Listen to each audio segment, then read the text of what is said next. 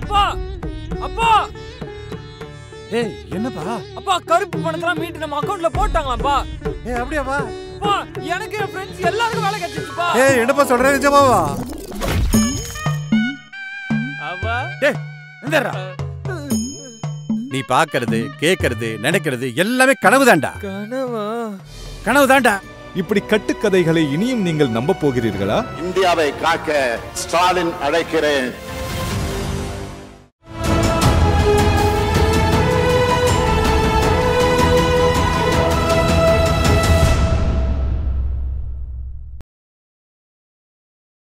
தமிழ் நேயர்களுக்கு அன்பு வணக்கம். நம்மோடு திராவிட இயக்க சிந்தனையாளர் அரசியல் விமர்சகர் திரு வல்லம் பஷீர் இணைந்திருக்கிறார். வாருங்கள் அவரோட பேசலாம். சார் வணக்கம். வணக்கம். நேற்று தந்தை டிவியில பிரதமர் மோடி அவர்கள் ஒரு பேட்டி ஒன்று கொடுத்திருந்தாரு, அதை பார்த்தீங்களா? இல்ல பார்க்கல, செய்தி கேள்விப்பட்டேன், அதை பார்த்து. ஏற்கனவே உதயநிதி ஸ்டாலின் அவர்கள் நியூஸ் 18 தமிழ்நாடுன்னு நினைக்கிறேன் அந்த சேனலுக்கு பேட்டி கொடுத்தப்போ பல்லு படாமல் பார்த்து பக்குவமா அப்படின்னு நிறைய பேர் சொல்லிட்டு இருந்தாங்க. ஆனால் இந்த பேட்டியை பார்த்து எல்லாரும் எதுவும் சொல்லலை. எப்படி பார்க்குறீங்க?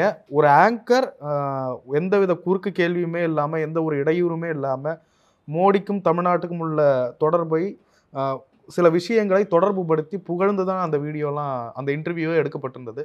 எப்படி பார்க்குறீங்க?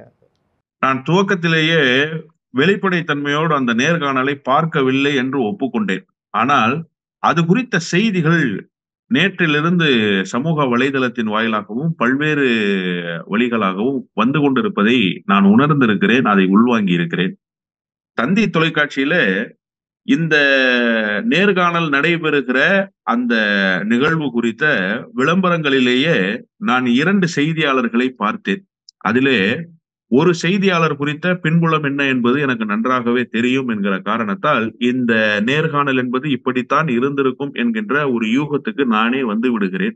இன்னொன்று மிக முக்கியமாக, பள்ளுபடாமல் என்று விமர்சனத்தை முன்வைத்தார் அண்ணாமலை. இப்போது இந்த நேர்காணல் என்பது எப்படி இருக்கிறது என்கிற அடிப்படையில் நீங்கள் ஒரு கேள்வியை எழுப்பி இருக்கிறீர்கள். எதிர்கேள்விகளோ அல்லது குறுக்கீடுகளோ இருக்கும் என்று சொன்னால் நிச்சயமாக மோடி அதற்கு ஒப்புக்கொண்டு அந்த நேர்காணலுக்கு நேரம் ஒதுக்கி இருக்க மாட்டார். ஏனென்று சொன்னால் இந்த 10 ஆண்டு காலத்தில் எத்தனை முறை செய்தியாளர்கள் சந்திப்பை பிரதமர் நடத்தி இருக்கிறார் என்கிற கேள்விதான் இதற்கு விடையாக இருக்கும். மக்களை நேரடியாக சந்திக்க திராணி இல்லாத ஒரு பிரதமராக அவர் இருந்திருக்கிறார். பொதுக்கூட்ட மேடைகள், அவர் பேசுவதை மட்டுமே மற்ற எல்லோரும் கேட்க வேண்டும் என்கின்ற மங்கி பாத் உரைகள், அதற்கு அடுத்த கட்டமாக பத்திரிகையாளர்களை முழுவதும் சந்திக்காமல் புறக்கணித்திருக்கிற ஒரு பிரதமர் இந்திய திருநாட்டில் இதுதான் முதல் முறையாக வாய்த்திருக்கிறார் என்று சொல்லத்தக்க விதத்தில் தான் அவருடைய எல்லா நடவடிக்கைகளும் அமைந்திருக்கிறது. எனவே அவர் பத்திரிகையாளர்களை சந்திப்பதற்கே தயங்குகிறவர் எப்படி ஒரு குறுக்கீடுகளை கொண்ட நேர்காணலுக்கு தயாராகி இருப்பார் என்பதை நீங்கள் உணர்ந்து கொள்ள வேண்டும். கரண் தாப்பரோடு ஒரு நேர்காணல் ஒரு 5 ஆண்டுகளுக்கு முன்பு என்று நினைக்கிறேன். எத்தனை முறை தண்ணீர் பருகிறார், எத்தனை முறை பதபதைத்தார், எத்தனை முறை அவருக்கு வியர்த்து கொட்டியது என்பதை நாம் நேரடியாக பார்த்திருக்கிறோம் ஊடகங்களின் வாயிலாக. எனவே அவர் ஊடகங்களை சந்திப்பதற்கு அஞ்சுகிற ஒரு மனிதராகவே எப்போதும் இருந்திருக்கிறார். எதிர்கேள்விகள் கேட்டால் அதற்கு பதில் சொல்ல திராணியற்ற மனிதராகவே எப்போதும் இருந்திருக்கிறார். எப்போது உங்களுக்கு ஊடகத்தை பார்த்து பயம் வரும் என்று கேட்டால், கொடுங்கோளர்கள் எல்லோருக்கும் ஊடகத்தை பார்த்து பயம் வரும். ஹிட்லருக்கு அப்படித்தான் பயம் இருந்தது. ஊடகங்களை நசுக்குகிற வேலையை ஹிட்லர் செய்தான். ஹிட்லர் ஊடகங்களை சந்திக்கவே இல்லை. முசோலினியும் அப்படித்தான் செய்தார் என்று வரலாறு வரவு வைத்திருக்கிறது. இன்னும் ஒருபடி மேலே சென்று முசோலினி ஊடகங்களே இல்லாமல் செய்துவிட வேண்டும் என்பதற்காக பல கட்ட நகர்வுகளை நகர்த்தினார் என்பது வரலாறு சொல்கிற பாடம். அதன் வழியே இப்போது மோடியும் அந்த கொடுங்கோளர்கள் பட்டியலில் இடம்பெற்றிருக்கிற காரணத்தால் பத்திரிகையாளர்களையோ ஊடகங்களையோ அவர் சந்திப்பதற்கு அஞ்சுவார். அவருடைய காணொளிகள் தான் செய்தியாளர்களுக்கு தரப்படும். அவர் பேசி பதிவு செய்யப்பட்ட காட்சிகள் தான் ஊடகங்களுக்கு தரப்படும். கேள்வி கேட்கிற வாய்ப்பை அவர் எப்போதும் தந்ததே இல்லை. ஏனென்று கேட்டால், இப்போது இந்த தேர்தல் பிரச்சாரத்தையே நீங்கள் எடுத்துக்கொள்ளுங்களேன். தேர்தல் பிரச்சாரத்தில் ஏதாவது இந்த 10 ஆண்டுகளில் செய்திருக்கிற நலத்திட்டங்களை சொல்லி அவரால் வாக்கு கேட்க முடிகிறதா? தமிழ்நாட்டினுடைய முதலமைச்சர் பிரச்சார பயணத்தை தமிழ்நாட்டினுடைய மையப்பகுதியான திருச்சியிலிருந்து துவங்கினார். வரிசையாக சுற்றுப்பயணங்கள், ஏறக்குறைய 8-9 நாட்களை கடந்து கொண்டிருக்கிற அந்த சுற்றுப்பயணம் ஒவ்வொரு பகுதிக்கும் சென்று இந்த மாநிலத்தின் அதிலும் குறிப்பாக அந்த மாவட்டத்திற்கு என்ன திட்டங்களை இந்த 3 ஆண்டு கால ஆட்சியில் செய்திருக்கிறோம் என்பதை பட்டியல் போட்டு சொல்கிறார். பொதுவான திட்டங்கள் நமக்கு தெரியும். எந்தெந்த திட்டங்கள், புதுமை பெண் திட்டம் என்று புதிய திட்டத்தை கொண்டு வந்தார். அதன் பிறகு இலவச பேருந்து பயணம் மகளிருக்காக, 2வது தலைமுறையாக இருக்கக்கூடியவர்களுக்கு உயர்கல்வியிலே சிறப்பு அந்தஸ்து, இப்படியெல்லாம் பல்வேறு திட்டங்களை வகுத்து தந்த நம்முடைய முதலமைச்சர் எப்படி திட்டங்களை சொல்லி வாக்கு சேகரிக்கிறாரோ அதுபோல ஒரு திட்டங்களை சொல்லி வாக்கு சேகரிக்க முடிந்ததா மோடியால்? அவர் திட்டமே வகுக்கவில்லை, திட்டங்கள் செயல்பாட்டுக்கு வரவில்லை. 3 தினங்களுக்கு முன்பு நீதிபதியினுடைய தீர்ப்பு குறித்து விமர்சனம் எழுந்தபோது நீதிபதி அழுத்தமாக ஒரு செய்தியை சொல்கிறார். பண மதிப்பிழப்பு நடவடிக்கையில் நீங்கள் தந்த தீர்ப்பு இப்போதும் பொருந்தி போகிறதா என்று கேட்கிற பொழுது அந்த பெண் நீதிபதி சொன்ன கருத்து மிக முக்கியமான கருத்து. இவர்கள் கருப்பு பணத்தை ஒழிப்பதற்காகத்தான் அந்த பண மதிப்பிழப்பு நடவடிக்கையை கையில் எடுத்தார்கள். 98% வெளிப்புழக்கத்தில் இருந்த பணம் என்பது கஜானாவுக்கு வந்து சேர்ந்து விட்டதாக இவர்களுடைய அறிக்கை சொல்கிறது, நிதித்துறை அமைச்சகம் சொல்கிறது. 98% வெளிப்புழக்கத்தில் இருந்த பணம் கஜானாவுக்கு வந்துவிட்டது என்று சொன்னால் இப்போதும் கருப்பு பணம் உலவுகிறதே, அதற்கு யார் பொறுப்பேற்பது என்கிற கேள்வியை அவர் எழுப்பியிருக்கிறார். இப்படி இவர்கள் கையில் எடுத்த திட்டங்கள் எல்லாம் தோல்வி, கொள்ளைப்புற வழியாக பாரதிய ஜனதா கட்சிக்கு பயன் தருகிற வகையில் தான் அந்த திட்டங்கள் செயல் வடிவத்துக்கு வந்திருக்கிறது. எனவே இவர்களால் ஊடகங்களையோ அல்லது பத்திரிகையாளர்களையோ எதிர்கொள்ள முடியாத ஒரு கையேறு நிலையில் இருக்கிறார்கள் என்பதுதான் இந்த ஊடகத்தில் அவர்கள் நேற்றைக்கு தந்திருக்கக்கூடிய தமிழ் பேட்டியினுடைய சாராம்சமாக நான் புரிந்து கொள்கிறேன். எனவே குறுக்கீடுகள் இல்லை என்பதில் ஆச்சரியப்படுவதற்கு ஒன்றுமே இல்லை. ப்ரீ பிளான்டு செட்டப்போடு ஒரு நேர்காணலை நடத்துவது என்று சொன்னால் இப்படித்தான் அது இருக்கும் என்பதால் நான் அது குறித்த விரிவான செய்திகளை பகிர்ந்திருக்கிறேன். பிரதமர் மோடி அவர்கள் நேற்று அந்த பேட்டியில சொல்றாரு, நான் ஒன்றும் ஓட்டுக்காகலாம் தமிழை பெருமைப்படுத்தி பேசல, தமிழ் ஒரு அற்புதமான மொழி, அதனுடைய புகழை உலகமெங்கிலும் கொண்டு போகணும், அதுக்காக தான் நான் தமிழை பத்தி நான் போராட்டங்களிலெல்லாம் பெருமையா பேசிட்டு இருக்கேன் அப்படின்றார். எப்படி பாக்குறீங்க? தமிழை இவர் உலகெங்கும் கொண்டு சேர்க்க வேண்டிய நிலையில் தமிழ் இல்லை. அதை அவர் முன்பாக உணர்ந்து கொள்ள வேண்டும். குறிப்பாக திருக்குறள் குறித்து லியோ டால்ஸ்டாய் மகாத்மா காந்திக்கு கடிதம் எழுதுகிறார். கடிதத்தை எழுதுகிற பொழுது அந்த கடிதத்திலே அவர் மிக அழகாக குறிப்பிடுகிறார். லியோ டால்ஸ்டாய் இந்தியாவில் இருந்து பேசப்படுகிற ஒரு பிரதானமான மொழியாக இருக்கிற தமிழ் மொழியில் திருக்குறள் என்று ஒரு நூல் இருக்கிறதாம், அந்த நூல் குறித்து நான் படித்து தெரிந்து கொண்டேன், நீங்கள் அதை படித்திருக்கிறீர்களா என்று கேட்கிறார்.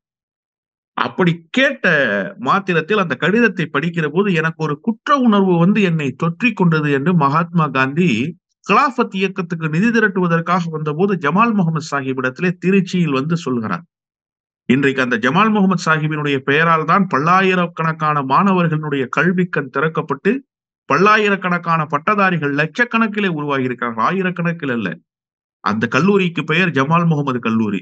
இதெல்லாம் சாட்சிகளாக நம்மிடத்திலே வரலாறுகளாக இருக்கிறது. லியோ டால்ஸ்டாய் தமிழ் குறித்து பேசுவதற்கும் தமிழினுடைய திருக்குறள் குறித்து காந்திக்கு சொல்வதற்கும் புகழ் இருக்கிறது என்று சொன்னால், பெயர் இருக்கிறது என்று சொன்னால் எப்போது 1915, 20, 25 இந்த காலகட்டத்திலேயே தமிழுக்கு புகழ் உலகம் முழுக்க வந்து சேர்ந்து விட்டது. இன்னொரு செய்தியை மிக நேர்த்தியாக நாம் சொல்லிவிட வேண்டும். உலக பொதுமறை என்று திருக்குறள் கொண்டாடப்படுகிறது அல்லவா? உலக பொதுமறை என்கிற அந்தஸ்து அதற்கு எப்படி கிடைத்தது என்கின்ற அந்த செய்தியை நாம் பின்னோக்கி பார்க்கிற போது 1890களிலேயே அதுக்கு உலக பொதுமறைக்கான அந்தஸ்து கிடைத்து விட்டது. எல்லா மொழிகளையும் கற்றறிந்திருக்கிற ஹால்சன் தான் உலக மொழிகளை எல்லாம் ஆய்வு செய்கிறார். அந்த ஹால்சன் உலக மொழிகளை எல்லாம் ஆய்வு செய்து விட்டு சொல்கிறார், திருக்குறள் எந்த மதத்தையும் உயர்த்தவில்லை, எந்த மொழியையும் உயர்த்தவில்லை, எந்த இனத்தையும் உயர்த்தவில்லை, யாரையும் தாழ்த்தவில்லை. தமிழன் என்பவன் எப்படி இருக்க வேண்டும் என்று சொன்னால் யாருக்கும் தாழாமல் யாரையும் தாழ்த்தாமல் இருக்க வேண்டும் என்று பெரியார் சொன்னார். அதை அந்த மொழி செய்தது, அந்த மொழியினுடைய தொன்மை செய்தது, பழமை செய்தது, அதை திருக்குறள் செய்தது. எனவே அந்த திருக்குறளுக்கு ஹால்சன் அன்றைக்கே உலக பொதுமறைக்கான தகுதி இருக்கிறது என்று சொல்லிவிட்டு போனார். எத்தனை ஆண்டுகளுக்கு முன்பு? 130 ஆண்டுகளுக்கு முன்பு. இப்படியெல்லாம் புகழுக்குரிய மொழியாக இருந்த தமிழை நீங்கள் தான் புகழ் சேர்க்க போகிறீர்களா? இல்லை. மாறாக நீங்கள் என்ன செய்தீர்கள் என்று கேட்டால், செத்து போயிருக்கக்கூடிய சமஸ்கிருத மொழிக்கு 590 கோடி ரூபாயை மொழி வளர்ச்சிக்காக நீங்கள் ஒதுக்கினீர்கள். தமிழுக்கு எவ்வளவு ரூபாய் ஒதுக்கினீர்கள்? 16,50,00,000 ரூபாய் ஒதுக்கினீர்கள். இந்த இரண்டுக்குமான அளவுகோல் என்பது எத்தகைய அளவுகோல்? இப்போது உயிர்ப்போடு இருக்கிற மொழி, பழமையான மொழி, கல் தோன்றி மண் தோன்றா காலத்தை மூத்த மொழி. அந்த மொழிக்கு நீங்கள் அந்த மொழியினுடைய வளர்ச்சிக்கு ஒதுக்கி இருக்கிற நிதி எவ்வளவு? ஆனால் செத்து போயிருக்கிற, இப்போது பயன்பாட்டிலேயே இல்லாத, புழக்கத்துக்கே வராத ஒரு மொழிக்கு நீங்கள் ஒதுக்கி இருக்கக்கூடிய நிதி எவ்வளவு? நீங்களா தமிழ் குறித்து சிந்திக்கிறீர்கள்? நீங்களா தமிழை உயர்த்த வேண்டும் என்று பேசுகிறீர்கள்? ஒரு பக்கம் தமிழை உயர்த்துவதாக சொல்லிக்கொண்டு இன்னொரு பக்கம் தமிழ் மொழியை நசுக்குகிற வேலையில் அல்லவா நீங்கள் ஈடுபட்டீர்கள். இதையெல்லாம் நாட்டு மக்கள் பார்த்து கொண்டே இருக்கிறார்களே. எனவே மோடி இது போன்ற பேச்சுக்கள் எல்லாம் எப்போதும் போய் மக்களிடத்திலே சேருவதில்லை. எதிர்மறை விளைவுகளையே அவருக்கு ஏற்படுத்தி இருக்கிறது என்பதை இன்னமும் உணராமல் பொய்களையே அவர் சொல்லிக் கொண்டிருக்கிறார் என்பதுதான் நேற்றைக்கு அவருடைய பேட்டி உணர்த்தி இருக்கிற செய்தி. பிரதமர் மோடி அவர்கள் அண்ணாமலையை பற்றி பேசுகிறாரு. அண்ணாமலை ஒரு மிகச்சிறந்த திறமைசாலி. அவர் ஐபிஎஸ் பதவியே விட்டுட்டு இங்கே வந்திருக்காரு. அவருக்கு காசு பணம் தேவையாக இருந்து காசு பணத்து மேலே குறி இருந்ததுன்னா அவர் திமுக அதிமுகன்னு போயிருப்பாரு. அதெல்லாம் அவர் விரும்பாததுனால தான் பிஜேபி பக்கம் வந்திருக்காரு அப்படின்றாரு. எப்படி பார்க்குறேன்? திருவள்ளூர் தொகுதியில் தோழர் சசிகாந்த் அவர்கள் போட்டியிடுகிறார் காங்கிரஸ் கட்சியினுடைய சார்பில். அவர் IAS படித்துவிட்டு மாவட்ட ஆட்சியருக்கு உண்டான அந்தஸ்தில் பொறுப்பில் இருந்தவர் தான். ராஜினாமா செய்துவிட்டு வந்தவர் தான். அவர் காங்கிரஸ் கட்சிக்கு போயிருக்கிறார். ஏன் அண்ணாமலையை மட்டும் நீங்கள் உயர்த்தி பேசுகிறீர்கள்? சசிகாந்தை நீங்கள் உயர்த்தி பேசுவதற்கு தயாராக இல்லை. IPS-ஐ விட IPS-க்கு உத்தரவுகள் பிறப்பிக்கிற இடம் என்பது IAS தானே. அவர் துறை செயலாளராக இருக்க முடியும், மாவட்ட ஆட்சியராக இருக்க முடியும். IPS-களுக்கு தேவைப்பட்டால் ஆலோசனை சொல்கிற இடத்தில் இருக்கிற IAS அதிகாரி காங்கிரஸுக்கு வந்திருக்கிறார். அவரும் பதவியை துச்சமென கருதி விட்டுத்தானே பொது வாழ்வுக்கு வந்தார். எனவே இந்த பதவியை ராஜினாமா செய்துவிட்டு வருவது அல்லது பதவியை உதறிவிட்டு வருவது என்பது ஒரு மிகப்பெரிய செய்தியாக, அளவுகோலாக வைத்துக் கொள்ள கூடாது. அப்படி வைத்துக் கொள்வதாக இருந்தால் காங்கிரஸ் கட்சியில் அவரை பாராட்டிவிட்டு இங்கே இவரை பாராட்டலாம் என்பது என்னுடைய பார்வை. இன்னொன்று, பணம் சம்பாதிப்பதாக இருந்தால் திமுக அதிமுகவுக்கு போயிருக்கலாம். எதற்காக பாரதிய ஜனதா கட்சி? இந்தியாவிலேயே பணக்கார கட்சி என்று சொன்னால் உங்களுடைய கட்சி தான். மாற்றப்பட்டிருக்கக்கூடிய தேர்தல் பத்திரங்களினுடைய எண்ணிக்கையின் அடிப்படையில் தான் 56% உங்களுக்கு கிடைத்திருக்கிறது. இன்னும் மாற்றப்படாத தேர்தல் பத்திரங்கள் 10,000 கோடி ரூபாய்க்கு பாரதிய ஜனதா கட்சியினுடைய கைவசம் இருப்பதாக தகவல் அறியும் உரிமை சட்டத்தில் 3 நாட்களுக்கு முன்பு கிடைத்திருக்கக்கூடிய தகவல். கணக்கிட்டு பார்க்கிற பொழுது 78% இருக்கக்கூடிய அந்த எலக்ட்ரோல் பாண்ட் விற்பனையிலே உங்களுக்கு கிடைத்த லாபம் என்பது 78%. உங்களுக்கு கிடைத்த வரவு என்பது 78%. இந்தியாவிலேயே முதல் முறையாக 2 லட்சம் ரூபாய்க்கு அமைக்கப்படுகிற சாலையை 25 லட்சம் ரூபாய்க்கு டெண்டர் கொடுத்த ஒரே அரசு உங்களுடைய அரசு தான். அதற்கு கையூட்டாக நீங்கள் எவ்வளவு பெற்றீர்கள் என்பதை இந்த எலக்ட்ரோல் பாண்ட் அம்பலப்படுத்தி இருக்கிறது. மேகா இன்ஜினியரிங் ஒர்க்ஸ் என்று சொல்லப்படுகிற அந்த நிறுவனத்தை நீங்கள் கொண்டு வந்து உள்ளே நுழைத்து அவர்களுக்கு அந்த டனல் ப்ராஜெக்டுகளை தாரை வார்த்ததன் மூலமாக நீங்கள் ஈட்டிய தொகை எவ்வளவு?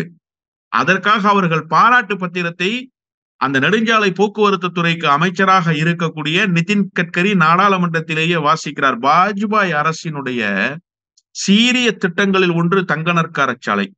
அந்த தங்க நற்கார சாலை வந்ததற்கு பிறகுதான் இந்த இவ்வளவு பெரிய ஹைவேஸ் கனெக்ஷன் எல்லாம் வந்ததாக இந்தியாவில் ஆராதிக்கிறார்கள். அதில் உண்மையும் இருக்கத்தான் செய்கிறது, நான் இல்லை என்று மறுக்கவில்லை. ஆனால் ஒரு இடத்தில் கூட அந்த தங்க நாற்கர சாலையை அமைத்து தந்த நிறுவனத்தை வாஜ்பாயோ அன்றைக்கு இருந்த அமைச்சர் பெருமக்களோ, ஏன் இன்னும் குறிப்பாக அந்த கூட்டணிக்கு தலைமை தாங்கிய ஜார்ஜ் பெர்னாண்டஸ், அவரும் அமைச்சராக இருந்தார். யஷ்வந்த் சின்ஹா, அவருடைய அறிவுக்கு இந்த இந்தியாவில் வேறு எவருடைய சிந்தனையும் எட்டப்படவில்லை என்று ஆராதிக்கப்பட்ட மனிதர். அப்படிப்பட்டவர்கள் எல்லாம் பாராட்டினார்களா? நிதின் கட்கரை பாராட்ட வேண்டிய அவசியம் என்ன? பயனை அனுபவித்ததால் பாராட்டினீர்கள், அம்பலப்பட்டும் போயிருக்கிறீர்கள். எனவே நீங்கள் தான் பொருளாதாரத்திலே பலமாக இருக்கக்கூடிய கட்சி. உங்களிடத்திலேதான் இப்போது பொருள் சேர்ந்து இருக்கிறது, பொருள் கொட்டி கிடக்கிறது. எவ்வளவு இருக்கிறது என்று கணக்கிடவே முடியவில்லை. அதனால் அவர் கணித்து அந்த இயக்கத்தில் சேர்ந்தார். தன்னை ஒரு எமர்ஜிங் போர்ஸாக காட்டிக் கொள்வதற்கு முயற்சி செய்து பாரதிய ஜனதா கட்சியினுடைய நிதியை எல்லாம் பயன்படுத்தி தன்னை ஒரு தலைவராக தகவமைத்துக் கொண்டார், விளம்பரப்படுத்தி கொண்டார். அவர் அடுத்த கட்டத்துக்கு நகர்வதற்கு முயற்சி செய்து கொண்டார். இப்போது அண்ணாமலையால் தான் பாரதிய ஜனதா கட்சியே வளர்ந்திருக்கிறது என்று சொல்லத்தக்க ஒரு பேச்சுக்கள் இப்போது தமிழ்நாட்டில் வந்திருக்கிறதா இல்லையா? பாரதிய ஜனதா கட்சியிலேயே இருக்கிற சிலர் பேசுகிறார்களா இல்லையா? பாரதிய ஜனதா கட்சி எப்போதும் தனிநபர் துதிபாடுகிற கட்சியாக இருந்ததில்லை என்றது அந்த கட்சிக்கு இருந்த ஒரு சொற்பமான சிறப்புகளில் ஒரு சிறப்பு. RSS எப்போதுமே தனி மனிதர்களை உருவாக்க வல்லதல்ல, சித்தாந்தம் தான் பெரிது என்று பேசுகிற இயக்கம், அந்த இயக்கத்திலிருந்து வருகிறவர்கள் தான் பாரதிய ஜனதா கட்சிக்கு வருகிறார்கள். ஆனால் அவற்றையெல்லாம் உடைத்தெறிந்து ஒரு தனி மனித துதிப்பாடலை, ஒரு தனி மனித பிம்பத்தை கட்டி எழுப்பி கொண்டாரே அண்ணாமலை, அந்த அண்ணாமலை இவ்வளவு பாராட்டுக்குரியவர் என்று மோடி பாராட்டுகிறார் என்று சொன்னால் மோடிக்கு பாரதிய ஜனதாவினுடைய அடிப்படை அரசியலே தெரியவில்லை என்றுதான் அர்த்தம். அதிமுக பற்றி பிரதமர் மோடி அவர்கள் நேற்றைய பேட்டியில் பேசுகிறார். அதிமுகவும் நாங்களும் முன்னாடியே கூட்டணியில் இருந்திருக்கோம். செல்வி ஜெயலலிதா அவர்கள் எனக்கு மிக நெருங்கிய நண்பர். ஆனால் செல்வி ஜெயலலிதா அவர்களின் எண்ணங்களுக்கு விரோதமாக தற்பொழுது இவங்கெல்லாம் செயல்பட்டுக்கிட்டு இருக்காங்க. அவர் எடப்பாடி பழனிசாமி அப்படின்ற பெயரை கூட குறிப்பிடல. அவருடைய கொள்கைக்கு அவருடைய விருப்பத்திற்கு முரணாக நடந்து கொண்டு இருக்கிறார்கள். தொண்டர்கள் அதற்கான பதிலை கொடுப்பார்கள் அப்படின்னு சொல்றாங்க. எப்படி பார்க்குறீங்க? எடப்பாடி பழனிசாமி இன்னமும் பாரதிய ஜனதாவோடு கொல்லைப்புற வழியாக கைகோர்த்திருக்கிறார் என்பது என்னுடைய ஆணித்தரமான நம்பிக்கை, அரசியல் பார்வை என்று கூட நீங்கள் வைத்துக் கொள்ளலாம். அதை கடந்து மோடி பேசுவதில் கொஞ்சமாவது உண்மை இருக்கிறதா? அதில் ஓரளவாவது நியாயம் இருக்கிறதா? மோடியா லேடியா என்று கேட்டுத்தான் தன்னுடைய பிரச்சார பயணத்தை 2014 துவங்கினார் அந்த அம்மையார். அவர் உயிரோடு இருக்கிற வரை நீங்கள் கொண்டு வந்த திட்டங்களை எல்லாம் தமிழ்நாட்டுக்குள் புகுத்த முடியவில்லை. அவர் உயிரோடு இருக்கிற வரை CAA என்கின்ற கொடுங்கோல் சட்டத்தை நீங்கள் நிறைவேற்றுவதற்கு முழு ஆதரவை மாநிலங்களவையில் பெற முடியவில்லை. அவர் இருக்கிற வரை உங்களுடைய பல்வேறு திட்டங்களை இங்கே அமல்படுத்த விடாமல் தடுப்பு சுவரை போல தடுத்து வைத்திருந்தார். அப்படி ஒரு கேள்வி 2014 யாருமே எழுப்பவில்லை. காஷ்மீரிலிருந்து கன்னியாகுமரி வரை உங்களுடைய புகழ் பாடப்பட்ட நேரம், குஜராத்தினுடைய மாடலை காட்டி ஏமாற்றி மக்களை நம்ப வைத்துக் கொண்டிருந்த நேரம், ஊடகங்கள் எல்லாம் உங்களுக்கு துதிபாடி கொண்டிருந்த நேரம், தலைவர்கள் எல்லாம் உங்களை ஆதர்ச நாயகன் என்று நினைத்துக் கொண்டிருந்தார்கள். தமிழ்நாட்டிலிருந்து வைகோ கூட அப்படித்தான் பேசினார் என்பதை இந்த நேரத்தில் நான் பதிவு செய்கிறேன். அப்படிப்பட்ட நேரத்தில் மோடியா லேடியா என்று கேட்ட ஒரே தலைவர் அவர் ஒருவர் தான். அவர் செய்த செயலை தான் ஒருவேளை உண்மையாகவே எடப்பாடி செய்திருக்கிறார் என்று சொன்னால் இதுதான் சரியான அணுகுமுறை, இதுதான் மிகச்சரியான தருணம், இதுதான் மிகச்சரியான முடிவு. ஆனால் அதை அப்படியே மாறாக பேசுகிறாரே மோடி. நான் என்ன கேட்கிறேன், இப்போது கூட உங்களால் அதிமுகவை அரவணைத்து பேசித்தான் அரசியல் செய்ய முடிகிறதே தவிர அதிமுகவை எதிர்க்க முடிகிறதா?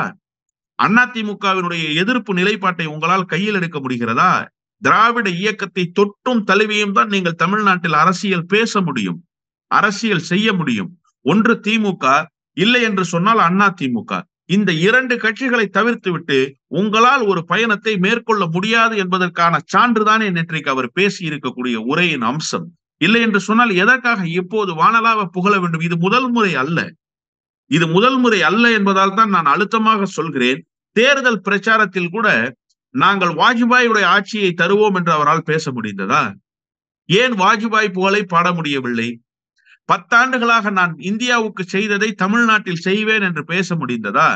10 ஆண்டுகள் நான் செய்து முடித்ததை இன்னும் 5 ஆண்டுகள் சிறப்பாக செய்வதற்கு வாய்ப்பு தாருங்கள் என்று பேச முடிந்ததா? காமராஜருடைய பெயரை பயன்படுத்துகிறார், எம்ஜிஆருடைய பெயரை பயன்படுத்துகிறார், ஜெயலலிதாவினுடைய பெயரை பயன்படுத்துகிறார். வாழ்நாள் எல்லாம் எந்த சித்தாந்தத்துக்கு எதிராக இயக்கம் கண்டு நடத்தினாரோ, காங்கிரஸில் முரண்பாடு கொண்ட நேரத்தில் கூட ஜனதாவில் போய் சேரவில்லை காமராஜர். காமராஜர் ஸ்தாபன காங்கிரஸ் என்று தனி இயக்கம் கண்டு காங்கிரசினுடைய கொள்கையை வேறு வழியில் பேசினார். அப்படிப்பட்ட தலைவரினுடைய புகழை நீங்கள் பாட வேண்டிய நிலைக்கு இன்றைக்கு தள்ளப்பட்டிருக்கிறீர்கள். எம்ஜிஆருடைய புகழை சொல்லி நீங்கள் பேச வேண்டிய நிலைக்கு தள்ளப்பட்டிருக்கிறீர்கள். எனவே உங்களுக்கென்று முகமும் கிடையாது, முகவரியும் கிடையாது. நீங்கள் இப்படி ஒட்டிய பயணத்தை, அல்லது குறிப்பாக அரசியல் மொழியில் சொல்ல வேண்டும் என்று சொன்னால், யாருடைய தோளிலாவது ஏறித்தான் நீங்கள் சவாரி செய்ய வேண்டிய நிலையில் தான் தமிழ்நாட்டில், குறிப்பாக தென் மாநிலங்களில் இருக்கிறீர்கள் என்பதற்கு நீங்கள் நேற்றைக்கு பேசி இருக்கிற செய்தி ஒரு உதாரணம். ஆனால் அதிமுக தொண்டர்கள் உண்மையிலேயே மகிழ்ச்சியாக இருக்கிறார்கள். நான் கள யதார்த்தத்தை உணர்ந்து கொண்டே பேசுகிறேன். பாரதிய ஜனதா கட்சியினுடைய கூட்டணி அவர்களுக்கு உவப்பானதாக இல்லை.